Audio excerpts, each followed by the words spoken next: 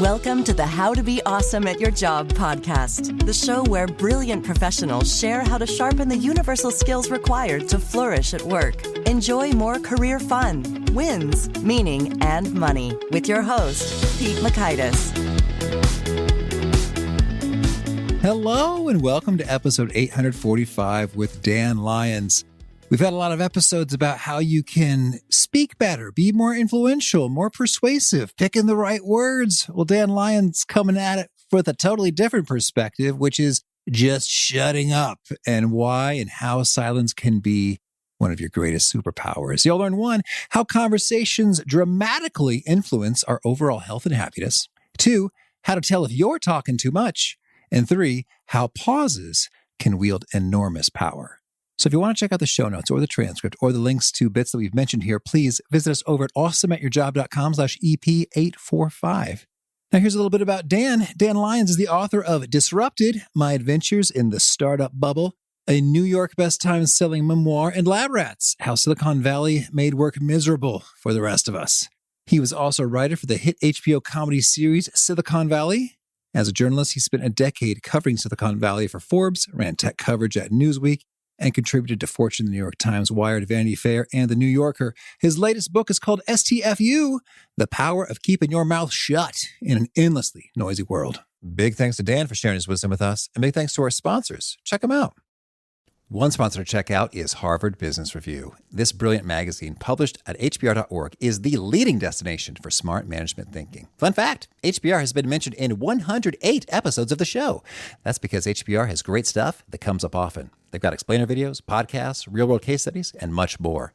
I think of HBR each night that I put on my special orange glasses. Their article, Will Blue Light Glasses Improve Your Sleep?, revealed that those who wore them reported better sleep and a 7% improvement in work performance as compared to those who wore the sham glasses. So I cite HBR anytime anyone tells me that I look silly wearing them. Now, much of HBR's content is available for free when you sign up at their site. Subscriptions that get you unlimited content cost $10 a month.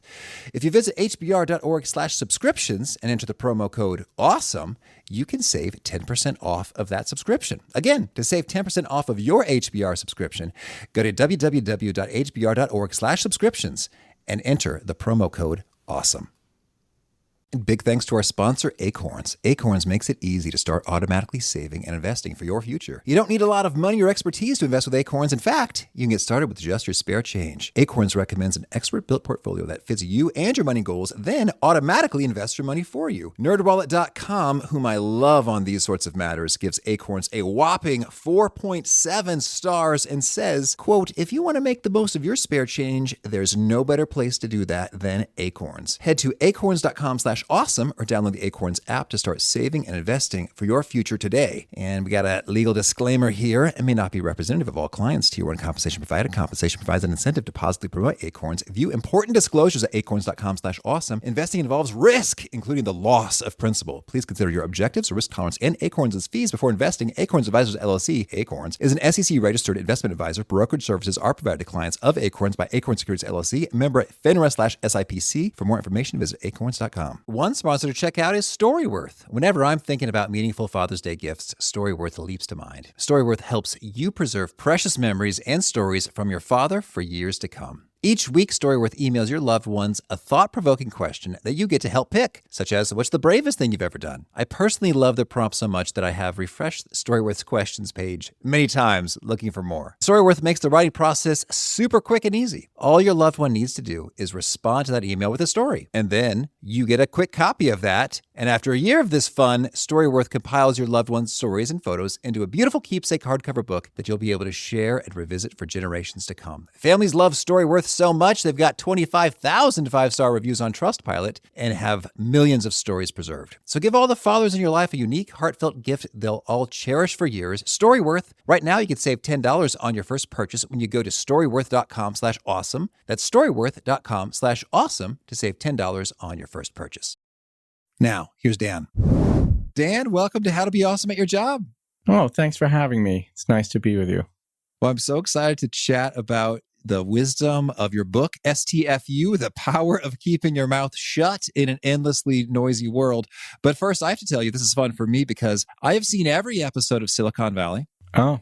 And I'd love to hear if you had any particularly fond memories or moments from your work on the show? Well, the funny thing is, I was on the writing staff, and we would come in for, say, 12 weeks or something before shooting began, and then I'd be gone. So I wasn't ever really there. I think once I stayed for a couple of weeks of shooting. So I never really saw the show get made. And one thing that struck me, because I'm not a career TV guy or anything, was that one script that I worked on and delivered, when the episode came out, it had bits and pieces that resembled what was on the page. But because I think what happens is you write it, then they do a table read that goes well or poorly or somewhere in the between, and then they do another rewrite, and then they start shooting, but then they tell these guys to improv. And so a lot of the improvised takes are better than what we wrote. And then it goes to get edited, and then at that point, they're looking at the whole season. So they're moving things around that used to be in episode 2 are now in episode 5. And so that was, I learned a lot. I learned a lot about how TV gets made. And there were funny moments. But I'll tell you, it's kind of a grind. You just sit there, and it's like 10 people in a room for 12 weeks. 5 days a week in the longest business meeting you've ever been in. And yeah, some of the people are really funny, but also you spend a lot of time sort of agonizing, trying to make plots work. It sounds like ridiculous to say. It's a lot of work. It's not that hard. But I mean, it's mostly you just sitting there dealing with boredom. So, well, I wondered how that works in practice, and maybe different writers' rooms have different work vibes and styles and approaches. But I imagine it would be a little bit of a divide and conquer. Like, okay, Dan, you go right, then bring it back. But is it pretty much, nope, all of us are in the room together, slogging through each line of dialogue? Yeah, the latter. Okay. I don't know how all shows are, but there's always a showrunner. And the showrunner really is the head writer, and it's his show, right? It's like, in our case, it was Alec Berg, who's, really a real veteran. And we would all sit around and fill whiteboards with ideas together. And then once we had an episode that seemed like, okay, that's all there, Alec would go off and write a version of it in prose, not in screenplay format. And then he would dish that out to person A, person B, or me and say, okay, now go take this and put it into final draft, put it into screenplay format, and give it back. So it wasn't really writing. It was more talking and pitching ideas in the room. Okay. Yeah. All right. Well, thank you for the inside scoop there. I'll tell you another thing I learned, which is, and I was always guilty of this myself. You'd watch a show and be like, I think they're wrestling with this and that and the commentary. So every week on Silicon Valley, I think it was TechCrunch. Yeah. Or maybe it was another tech publication, would do a big essay. Oh, one was the one that Sarah Lacey had.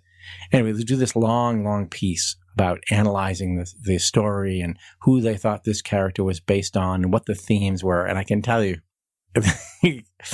nobody talked about themes or big ideas in the room. It was just joke. How can we get more jokes? And what plot would be at least plausible? And yeah, nobody ever talked about big ideas or grand themes or doing satire. I mean, there was some, but yeah. So they would ascribe meaning to these episodes, and I would read it and kind of crack up going like, I was there when we envisioned that. Believe me, that was, yeah. So, well, that's funny and reassuring, because I remember as a youngster, when I was first learning about the very concept of a theme in literature, and I was skeptical from the get-go. It's like, do you really think the author had that in mind the whole time when they were doing that? And I think in hindsight, my take on this now is like, okay, books like 1984 or Animal Farm, like, okay, straight up, this is allegorical. This is trying to say something. But other things, is like, I don't know. Maybe he just wanted to write a cool story and you just made that up. Yeah, I taught creative writing and sort of literature after grad school at University of Michigan. It always comes up like, do you think the poet or the short story writer or the novelist meant that? And I think sometimes, yeah, clearly, you know what they were trying to do, what the point is they were trying to make with the story. But you get down to these details of like wordplay and stuff. And I actually came to believe, like, I don't care if the author meant that. It's kind of interesting. So let's just untangle that. Let's talk about that because it's kind of interesting. But yeah, I wonder too, intention, what was there, what wasn't. Oh, who was it? My son was telling about this. Oh no, maybe it was a painter, but he was asked, to explain what's this mean. And he's like, well, if I could explain it in words, I wouldn't need to paint it. Like, it's a painting. Just look at that, So, yeah, I don't know. Yeah. Well, and sometimes words are something that we just hold on to and keep our mouths shut. Tell us, this book, STFU, The Power of Keeping Your Mouth Shut in an Endlessly Noisy World. Any particularly surprising, fascinating, counterintuitive discoveries you've made while putting this together? Yeah. Well, I'll tell you a couple. Well, this podcast is about how to be awesome at your job. Mm-hmm. So I talk more about listening. There are a couple things up front that have to do with health and well-being and the connections between how you speak and even like your immune system. And there's this fantastic researcher at the University of Arizona who for the past 20 years has been trying to study these connections between speech and other aspects of our lives and our physical and emotional well-being. And he's making these incredible breakthroughs. And he's not really ever been written about. I mean, there are articles about when each of these studies comes out, but I spent a lot of time with him. He's just a fascinating guy. And what's his name? Matthias Mehl, M-E-H-L. Well, so I don't know how I stumbled across him. I set out trying to figure out how to keep myself from talking too much, how to talk less, right? Because I had a problem with compulsive talking. And I started doing research like on two things. Why do some people talk too much? And how can you fix it? And I found these researchers who had created something called the Talkaholic Scale. It was a test. You can take the test. It's in my book. And I pegged the needle on talkaholic, right? Just way, way off the charts. And then started trying to figure out, well, how do you fix that? And so I go off on this journey. And then in that journey, I met Matthias Mehl because in the 90s, there was this book called The Female Brain that came out and talked about who talks more, men or women. And for centuries, the stereotype was always that women are the talkers and men don't talk. And The Female Brain came out and said, yeah, women speak 20,000 words a day and men speak 6,000, ballpark, and like 3x.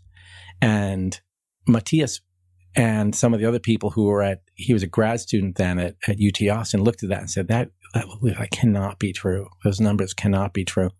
So they built this little thing called the electronically activated recorder, or ear. And it was basically, the original was just a primitive kind of like digital or recording device, or maybe even tapes, with a thing attached to it that would turn it on at random intervals. So you have people carry this for a day or a few days, and it turns on and off and on and off. And from that, you can extrapolate how many words a day they're speaking. Mm-hmm. And what they found is like no difference. Men and women, absolutely the same, both about 16,000 words a day. And at the extremes, the highest talkers on the survey were all men. Okay. So it kind of blew the stuff up. So then he said, well, God, if we can study how many words you speak, why couldn't we study what words you're using and what kind of conversations you're having? So they did the same thing, but they tried to extract the character of your conversations. Then they tried to correlate that with happiness. So they would have you carry the ear device and they would calculate how many substantive conversations you had, how many really good conversations you had in a day, and how much of your talk was just small talk and chit chat. So how much of your day is chit chat? And then they found that the people who had more good conversations and fewer bad conversations, or less small talk, turned out to be happier when they did self-scored reports of how happy are you. Then he said, wow, if people who have good conversations are happier, I wonder if they're healthier. So he did another pass-through, had recorded all these people, then matched them to blood draws that measured their immune system and found the same thing. Good conversations correlate with healthier immune systems, so a lower risk of heart disease and inflammatory disease. So, and it's gone a little beyond that too. But yeah, it's fascinating to think. It reinforced what I was thinking, that when I stopped just going blah, blah, blah, blah, blah, blah, blah, and became intentional about my speech and spoke less, yeah, I did get happier. I did feel better. And I thought it was just that I was not annoying people as much. But Matthias sort of said, no, it really is a a physical reaction. And his example, if you want to know what a good conversation is that it's authentic and you're being honest and transparent. And the best way he puts it to me is, it's the difference between saying, hey, how are you? Or saying, hey, how are you? No, really, how are you? Right? So, and anyway, that was a huge thing. And I think it does apply to work, because I think it is one thing maybe we don't always do at work, is to really have deep, substantive conversations. And I don't mean like talk about your personal life, but at work, really digging into really important things, I think probably makes a healthier workplace. I think a lot of the lessons that I learned that apply to individuals also can be applied to an organization. Dan, that's a lot of powerful stuff. And it's funny, as we're speaking now, you've recovered from being a talkaholic. Well, what there is, I just gave you an overly long answer to a simple no, but question. as I'm thinking, as I contrast the conversation we're having now with videos we've seen of you being interviewed elsewhere and from years past, it is like you have a different demeanor. So check you out. Do you think so? Yeah. I don't know. I remember when you talked about Silicon Valley startups being a Ponzi scheme. I was like, whoa, that guy's really going. And it's like, versus now, it's a different vibe in terms of just thoughtfully considering the pieces and the pacing. I see the difference, Dan, for what that's worth. That's good to know. My wife was very relieved that I did a lot of work on this. Can you imagine? All right. Well, so far, fascinating. The quality of our conversations can determine the quality of our happiness and health. Yeah. That's cool. But right there. So can you tell us, your subtitle is The Power of Keeping Your Mouth Shut in an Endlessly Noisy World. In addition to being happier and healthier, what else can folks looking to be awesome at their jobs get from keeping their mouth shut? Well, I'll tell you another story. I do a lot about listening at the end. So if you're not talking, obviously you have the opportunity to listen. And it's something very few people can do well. And I include myself in that. I don't think I'm a great listener, although I'm working on it. So I'll tell you a story. When I wanted to learn how to listen, there's an executive coach named Jerry Colonna. He's called sometimes the Yoda of Silicon Valley or the CEO whisperer. So he works with CEOs, either startup founders or sometimes big CEOs. And he does these 3-day intensely emotional boot camps. Everybody ends up sobbing, talking about their shame and guilt. He really digs deep into this. But the biggest thing they teach in these workshops is how to listen. And I think it's become pretty much conventional wisdom now that a leader needs to listen more than talk. So I called him up. I got an appointment with him and said, can you just teach me a couple of the techniques you use in a boot camp? I can't come to a boot camp, but what are one or two exercises I would do while I was there? And give me a couple quotes, it's just as a journalist, just give me a couple good quotes. And so we get on the call and it's like this, right? On video. And say hi or whatever. And then I got my laptop, I have my keyboard here, and I'm ready to ask a question. And he says, Dan, all right, stop talking. Okay. Stop taking notes. I mean, not talking. Stop typing. Stop taking notes. Stop. Now just look at me. And I'm like, oh, crap, right? And he's like, all right, so what are you thinking right now? And I'm like, enough of a jerk that I say, well, I'm thinking I'm not going to get anything useful from my chapter, right? And he's like, okay, fine. He's not rattled by that. And he starts interviewing me, right? And the questions get more and more intense. And his final one is what do you fear? What do you most fear? What are you afraid of? And I ended up telling him this thing that I've probably told 2 people in my life, my wife, and I don't know if I've even told anyone else, really deep. And then I'm welled up, I'm kind of crying, right, on this call. So, and then we're out of time. That's how you listen, Dan. Yeah, right. Well, listen, dude. So so I hung up, and he's like, "We can book another half hour to do the interview." And I was like, "Oh yeah." But I hung up, and I was like, "No way am I ever getting near that guy ever again. He's a witch. I'm not getting near whatever he does, right?" But also, I was kind of angry because I was like, "Now I got nothing. I wasted all this time." And then I realized what you just said. He didn't tell me you were listening. He just showed me how to do it, and then he showed me how devastating it can be, how powerful it can be if you do it well. And so I keep encountering this in work. where you have meetings and someone says, let's have a half hour and there's 5 of us and someone just throws up, let me share my screen, and throws up a PowerPoint deck with 8 zillion data points on it and just talks for 30 minutes. Mm-hmm. And the rest of you just sit there going, huh? Mm-hmm. Or companies do all hands and it's just an hour, 90 minutes of slam slides and then 5 minutes for questions. And I've come to think that if you're a boss, you're just a manager with a few direct reports, or you're the CEO of a company, that like listening is probably the most powerful thing you can do. Because imagine if you're a CEO, if all you do is talk, you never listen, you have no idea what's going on in the business. You live in a bubble. So yeah, I really, really became like born again about the power of listening.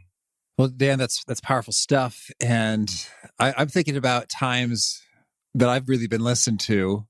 And I'm thinking about this dude. His name's Corey McQuaid. He was with the Northwestern Mutual Financial Network. And we were just talking about insurance-y, finance, life things. And so we did that in one meeting, and he was really listening. And he was taking some notes. And then we had a follow-up meeting. He said, Pete, I heard you say da-da-da-da-da. And it was weird because it's like, I know I told you those things. And yet the fact that you internalized them, held them for this period of time, and are able to summarize, synthesize, represent, share implications is like casting a spell on me. It was wild. Right? Yeah. It's incredibly powerful. And it applies across all sorts of things. There is research that I cite about working in sales and how important listening is, talking less, asking questions, and then really listening.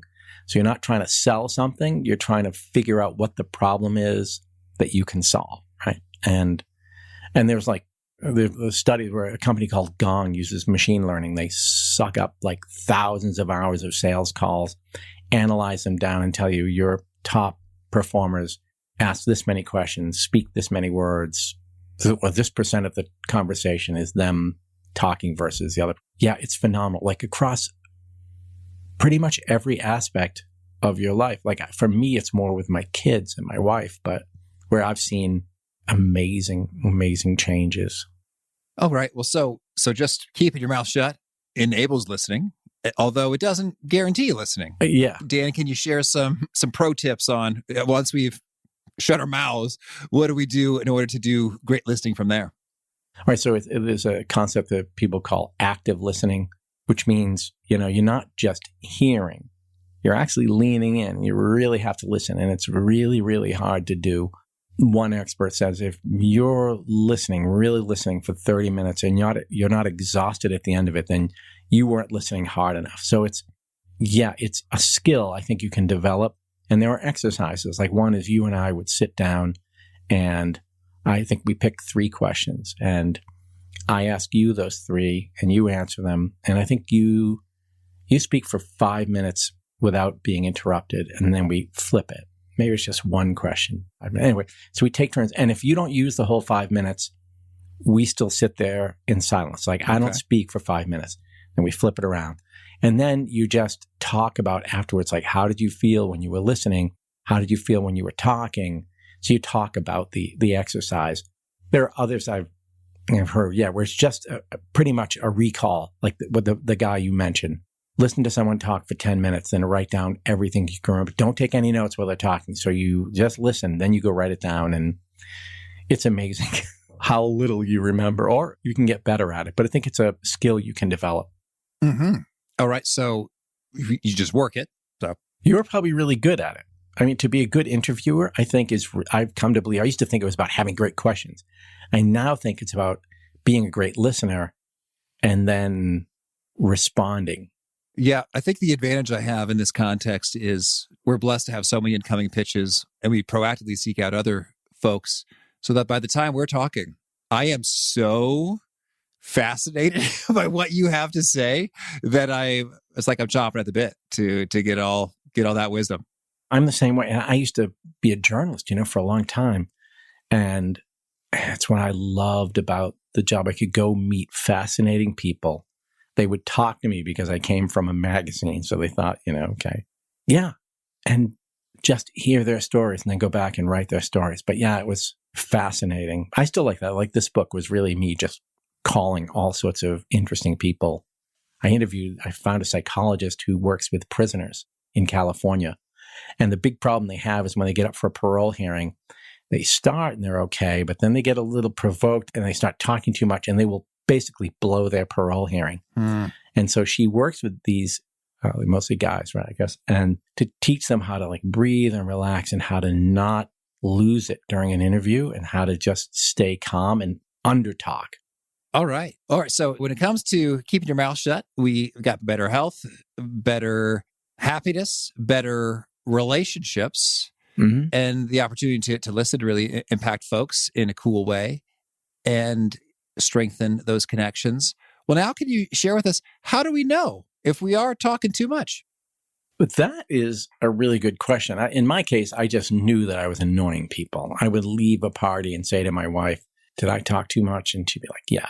Because mostly often driven by anxiety. So I would get anxious at a party and I would start talking and then I would just keep talking.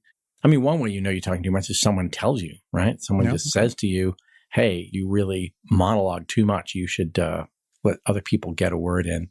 I think a lot of people who really talk too much basically know. A lot of people have said to me, oh, yeah, I want to read your book because I know I talk too much. It's like a problem. Yeah. All right. So they already know. It's not, we don't have to look for some special clues in terms of the body postures or body language of the people we're talking to. You just kind of know. Well, you see people trying to pull away. You know what I mean? Their feet are pointed away. Yeah. They literally start to turn their body or they go, oh, I got to meet. There are clues. And that's the problem. Some people are such compulsive talkers, like they don't pick up on those cues. And so I actually have a part of the book too about how to escape an overtalker. And there's another version of an overtalker who's the interrupter. So how do you break the habit of interrupting? And then also, how do you deal with someone who's interrupting you? Again, and it's almost always men. I mean, men interrupt women constantly. The stats are incredible. And there's just lots of research. It's not like one study found this. But yeah, so then it's a lot of times men aren't aware that they're interrupting constantly until you record a conversation and then show it to them. And they're usually mortified. Okay. All right. With the Gong group that was doing that machine learning and data analysis on the high-performing sales folks, was there something like a magical ratio or range associated with questions asked or proportion listening? The most successful sales reps asked 11 to 14 questions. Fewer than that, and you're not digging deep enough, but more than that, and the call starts to feel like an interrogation. And is that like in half an hour, or what time frame are we thinking here? They analyzed more than 500,000 calls, found that sales calls with the best close rates were one in which reps knew how to keep quiet and ask questions instead of making a sales pitch. 11 to 14. They deduced that calls work best when the questions are scattered throughout and when a rep identifies 3 to 4 specific problems, no more, no fewer, that the customer needs to solve. The best reps made calls feel like conversations. They spent 54% of the call listening, 46% talking. The worst reps talked 72% of the time. And I don't have how long a call was to land those 11 to 14 questions. But yeah, those are some interesting data points. I don't know how prevalent the idea is. I think it's an outdated idea that salespeople are just talk. They're fast talkers and they twist your arm or something. But well, I think that my impression is that most sales folks are aware that they should ask questions and listen. Yeah. And yet the common practice is often not as much that, even though that is the best practice that is published and known and promulgated. That's my sense anyway. I think so too. And I think that's only because it's really hard. Even if you know you should do it, it's really difficult to do that well. And it's a skill that you really have to work on. All right. Well, let's say we're after those benefits of talking less. Yeah. We clearly understand, okay, yep, I am talking too much. Can you break down for us, Dan, some of the key practices or step-by-steps to successfully talking less? Yeah, I actually came up with 5, I guess you call them exercises that I do sort of not every day, but I think of it like a workout, that it's like, going to the gym, and you don't even have to do this all day, every day. You might pick an hour or an opportunity to use one of these. It's how I view it. So the first one I have is called When Possible, Say Nothing, which is very obvious, but, it's often very possible to say nothing when you're, I don't know, checking out at the store, something. There are occasions where gabbers like me will start striking up a conversation with someone where you don't really need to. So that's one I practice with. Another one is mastering the power of the pause. So there's this idea that when you pause, it makes people uncomfortable, and it can be uncomfortable for you to sit with a pause. There's some research that shows it only takes 4 seconds, a 4-second break in a conversation, for people to start feeling uncomfortable. So if you can master that and live with that uncomfortable silence, you have a lot to gain, actually, even in public speaking. But in negotiations, for example, pauses are a really huge thing. And I interviewed a few master negotiators about just that, how to use a pause strategically in a negotiation. Well, now, Dan, that's intriguing. So 4 seconds of pause makes people uncomfortable. And so are we saying, one, live with that yourself? Yeah. But is it sometimes the right answer to go ahead and have them feel uncomfortable in that pause? Well, no, yeah, exactly right. So car salesmen, I think, are trained to do this and to, say, here's the price, and then sit. Mm-hmm. And according to one negotiator I interviewed, who's a woman in Boston, she's brilliant. She's like, when they do this, people actually start negotiating against themselves. Yeah. It's often too with a job offer and a salary offer that is too low, and they'll just sit there. So her whole idea is, you just do the same back. You go, well, I'll think about that. You just wait, right? And she told me something evil, which is that, I don't know if it's all the time or at least once, she would practice on car salesmen because she felt like they were fair game, and they're out there, and it's like easy prey. They're always available for practice. So she got an offer for bait and switch offer in the paper, or a flyer in the, if you want to trade in your car, you can get this much and get this much of a deal on whatever new car it was, like some crazy offer you weren't going to get. And so she walked in and said, hey, I'm interested in this offer. And she told me, I didn't even want to get rid of my car. I like my car. I had no desire to buy a new car. And she said, well, so I saw this offer. I said, well, that's, we can't do that, but blah, blah, blah, we don't have one of those, but we can do blah. And she was like, no, I came in because of this offer. So, if you can give me this offer, I'll buy the car. And then she just waits. And she said, they'll try to stall you. They'll go out back and talk to the manager. Yeah. There is no manager. Mm-hmm. She worked in the car business too. She was like, they're not going back. They would go out and have a cup of coffee and come back. They just make you sit there. So she said, I brought a thermos and a book, and I would just sit there and wait, because she was like, I picked a day when I'm just going to do this. And she said she knew it wasn't going to end up in her buying a car. So it was really just sharpening her own skills. Can I just go and sit with this quiet? And then eventually, you go back and forth a few times and you say, well, I guess you're not going to get a car today. Bye.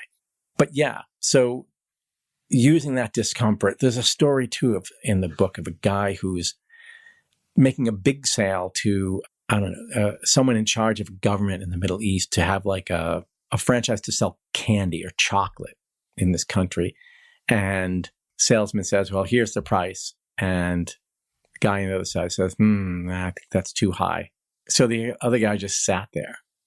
And the story goes, he sat there for 45 minutes. And then finally the customer said, okay, we have a deal. They just sat there. And that to me almost sounded like it can't be true, but yeah. So pauses are very powerful. I had other things where I try to add silence to my life.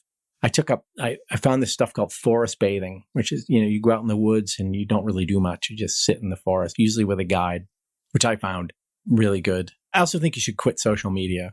I think you should just, if not completely, then almost as much as you can. I think social media is creating mental illness at a societal level, which is also what pushes us all to talk too much. Well, yeah, there's some spooky data, especially with teen and preteen girls. Like, yeah, right. But also it's just, you think about it, the model they have is we need to keep you on the site as long as possible. So you look at as many ads as possible. How do we do that? Well, if you're just reading, you're not going to stay that engaged. So we need to get you talking and sharing and retweeting and getting in arguments with people. So the best way to get you engaged is to make you angry. Yeah. So we put stuff into your feed. We figure out, this using machine learning algorithms. They know collecting thousands of data points about you, like down to how long did you pause over that photo, everything. So they know exactly how to provoke you. But the problem is then that anger you experience online carries with you back into your real life. So you get in this dopamine cycle if it feels good, and then you stop and you crave the dopamine. But also you're also creating this cycle of just epinephrine just flowing through your bloodstream all the time, which causes all sorts of health problems. So, like, for example, you notice how angry people are now compared to 20 years ago? And what's changed in 20 years? I mean, the internet, social media. So, yeah, I think it's, if you can stay away from it, I actually think there's a larger problem of information overload where there's just so much stuff. I have statistics on how many movies or how many hours of entertainment Netflix is going to make this year. Like, the number is crazy, right? So we just have a lot coming at us, and I don't think our brains have evolved as fast as the internet has. All right. So we got some silence. We got quitting social media. Any other key practices? Well, the last one was learn how to listen, which we already talked about. But I tell you, I also interviewed a woman who runs this thing called the International Listening Association. You can imagine that there actually is I couldn't imagine there is a thing like that. And they have an annual conference. And I said, what is just like people walking around, not talking, And she said, oh, everybody makes that joke. And she and I have become friends since then. But she also is a professor. She teaches a course in listening. That's like the whole course is just how to listen. I don't know. It turns out to be very powerful in that you can be interviewing someone. I interviewed someone who's really, really shy, like almost couldn't get on the phone to talk, like really, really has social anxiety. And so I knew that conversation is going to be difficult. And if I go in rapid fire questions, blah, blah, blah, like that's going to just shut it down. And so I had to really take a deep breath and ask my questions and not fire off the next question, just listen. And it kind of worked. And I told this professor about it. I said, it was amazing. Is this woman, the more it went on, she became really fascinating. Like, she was super shy and uptight at first and really, like uptight. And by the end, she was laughing and telling me stories and about her life and growing up. And I said, she was the most amazing person. And my friend, the professor, said that's what happens. When you listen to people, they actually do become more interesting. Yeah. So I was like, wow, that's really powerful. And what's the name of the professor? Her name is Sandra Boden-Lerner. That's BODIN-LERNER. I should introduce you. You might find her to be a really interesting guest. She first got in her career, she was like a public speaking coach for, people in business. And now she does that, but she also does listening workshops in companies because they've realized, oh, yeah, it's not just about speaking well. And one point she made to me was really fascinating, which is that, we talk a lot about in companies now of we need to have these difficult conversations. We need to have these conversations, reckon with big issues. But nobody ever tells us how to have a conversation. Yeah. So, yeah, she's a fascinating woman. That's good. Well, tell me, Dan, anything else you want to make sure to mention before we shift gears and hear about some of your favorite things? No, I'm all good. And I appreciate you taking an interest in my book. Oh, yeah. Well, now could you share a favorite quote, something you find inspiring? Well, along the lines of this, Winston Churchill's mother was named Jenny Jerome, and she once described, this is about listening, a story about listening. She once described the difference between having dinner with William Gladstone and Benjamin Disraeli. So two very big, important British politicians. And she said when she had dinner with Gladstone, I left thinking that he was the cleverest man in England. When I had dinner with Disraeli, I left feeling that I was the cleverest woman. Mm-hmm. And to me, that always has summed up why listening works, what the effect it has on the other person. And I imagine she liked the latter more afterwards. Yeah, I think so. Yeah, I believe so. Yeah. And a favorite study or experiment or bit of research? Oh, I think it would be Matthias Mail's research about good conversations and the immune system.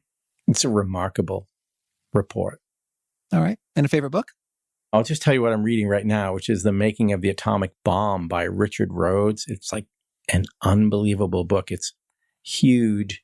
I guess as a writer, I admire it because it won the Pulitzer Prize. Just the writing is amazing, and just the amount of research he did and how he shapes it into a narrative, into a story is phenomenal. All right. And a favorite tool, something you use to be more awesome at your job? Oh, at work, you mean? Yeah, I've become a big believer in notebooks. I got this from, while I was researching my book, reading Richard Branson's book. And Richard Branson is a big believer in listening. And one thing he does is he always carries a notebook and a pen and takes notes. And he says it's one way to become a better learner. You're forcing yourself to learn and write things down. And then also you have a record of every meeting you have. So yeah, in the last 2 years, I've become really, really a believer in notebooks. All right. And a favorite habit, something you do that helps you be all the more awesome at your job? I put sticky notes above my computer screen on the wall that say things like quiet, listen, wrap it up. I just put reminders not to talk too much. And that habit, it has helped me. All right. And is there a key nugget you share that really seems to connect and resonate with folks? Yeah, I think it is that the first beat of the book for me was talking less, listening more, speaking with intention can do so much for you, right? It can make you happier, healthier, more successful, blah, blah, blah. The second thing I realized that I did not anticipate going in is that the real power of it is that you make the lives of the people around you better. So that's the real ripple effect of this. And that was quite profound for me. Okay. And if folks want to learn more or get in touch, where would you point them? Oh, my website, danlyons.io. Okay. And do you have a final challenge or call to action for folks looking to be awesome at their jobs? Yeah.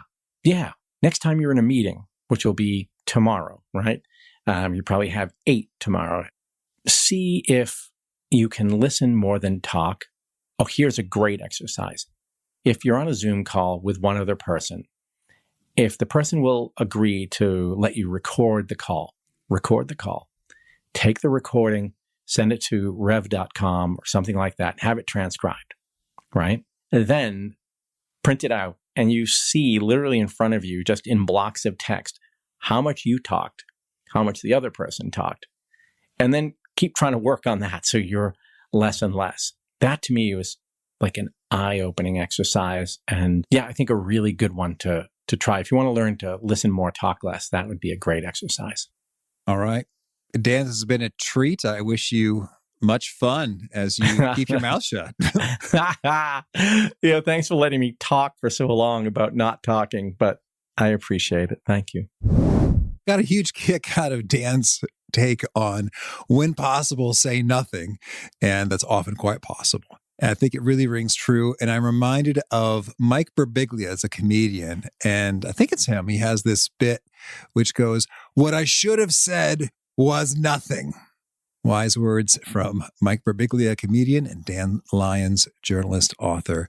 Often that is the best answer, is saying nothing, opening up the possibility of listening and strengthening relationships. Good stuff from Dan. Again, the show notes, the transcript, the links to items we've referenced are at awesomeatyourjob.com/EP845. Hope to catch you next time. And peace. Thanks for listening. To get the most out of the show, we recommend 2 key things. First, check out the extra resources at awesomeatyourjob.com. You can find this episode's transcript and links, as well as the perfect episode for your situation. You can search the full text transcripts of hundreds of episodes or explore episodes tagged by topic and competency covered. Second, subscribe to the podcast and get future episodes automatically. You can subscribe by telling Siri and several other smartphones and speakers, subscribe to the How to Be Awesome at Your Job podcast, or by tapping subscribe in your podcast player of choice.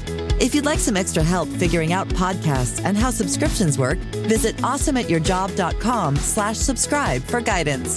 Hope to catch you on the next episode of How to Be Awesome at Your Job.